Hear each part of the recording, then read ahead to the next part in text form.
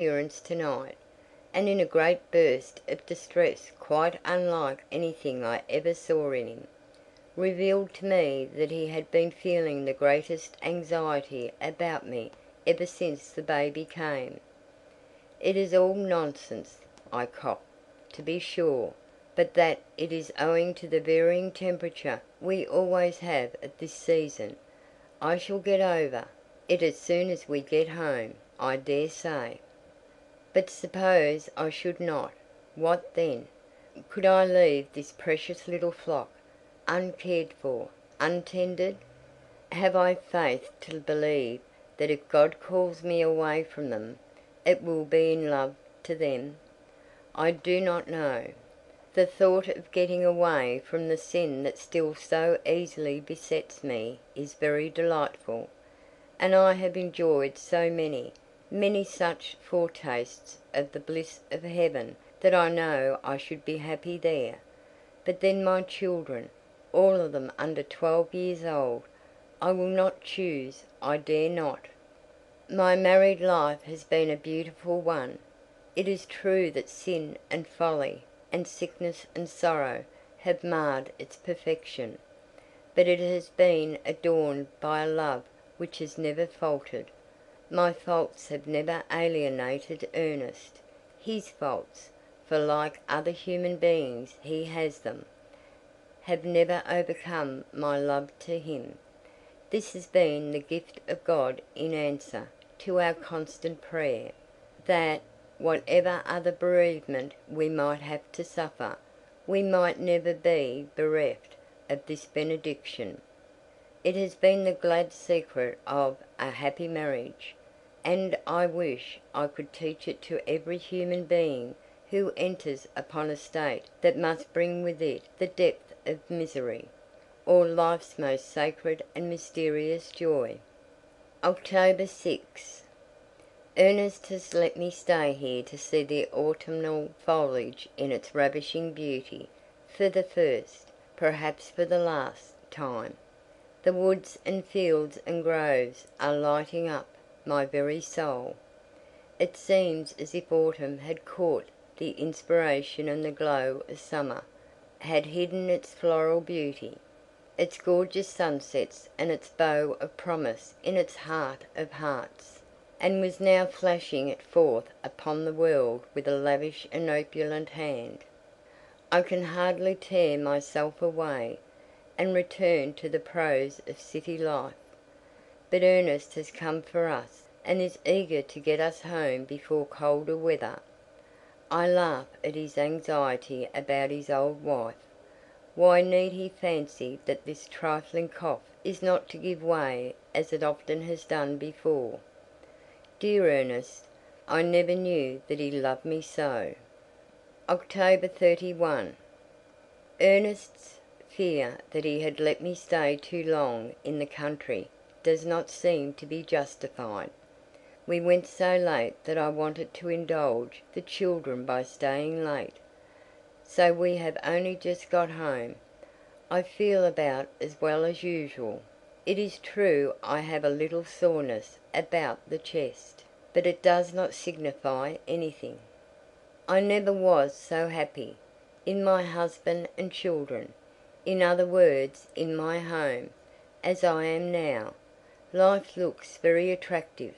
I am glad that I am going to get well.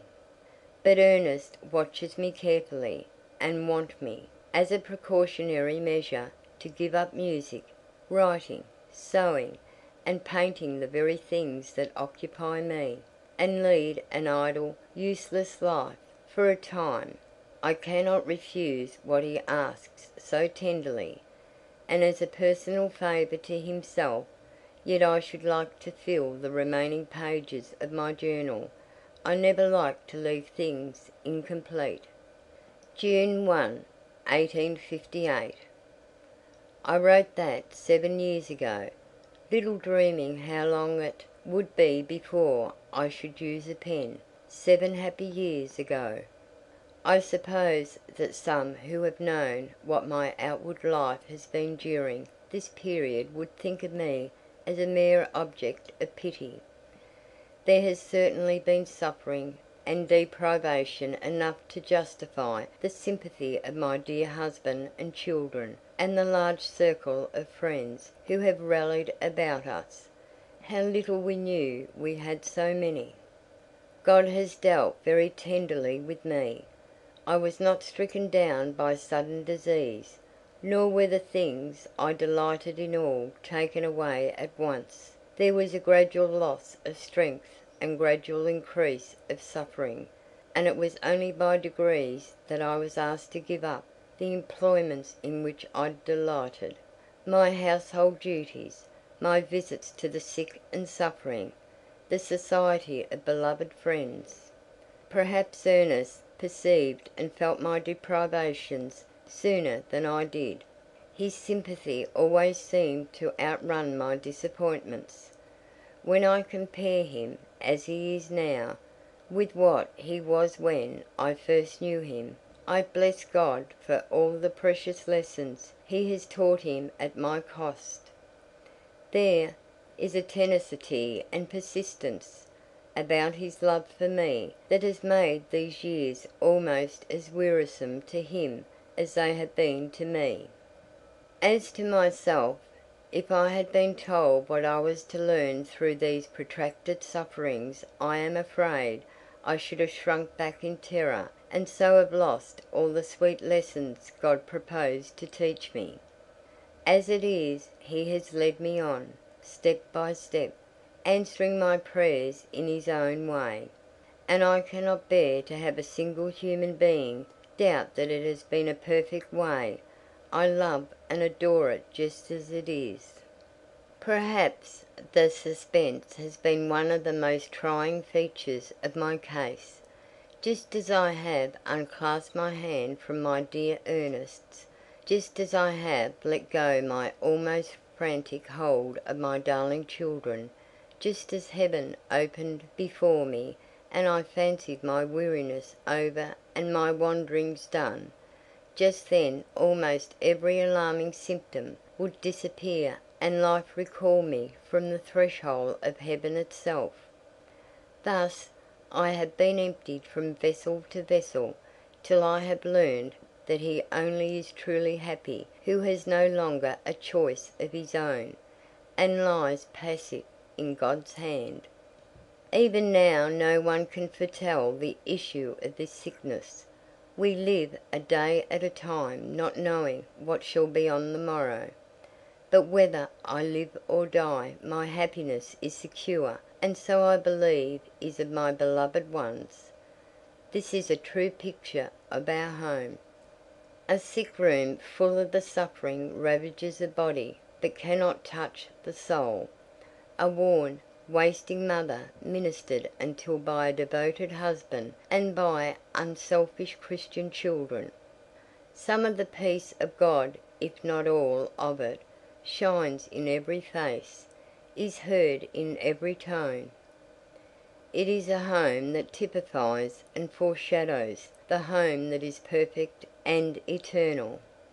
Our dear Helen has given us for this emergency. Is it not strange that seeing our domestic life should have awakened in her some yearnings for a home and a heart and children of her own? She has said that there was a weary point in her life when she made up her mind that she was never to know these joys. But she accepted her lot gracefully. I do not know any other word that describes so well the beautiful offering she made of her life to God and then to us. He accepted it, and has given her all the cares and responsibilities of domestic life without the transcendent joys that sustain the wife and the mother. She has been all in all to our children, and God has been all in all to her, and she is happy in his service and in our love. June 20. It took me nearly 2 weeks to write the above at intervals as my strength allowed. Ernest has consented to my finishing this volume, of which so few pages yet remain, and he let me see a dear old friend who came all the way from my native town to see me, Dr. Eaton, our family physician as long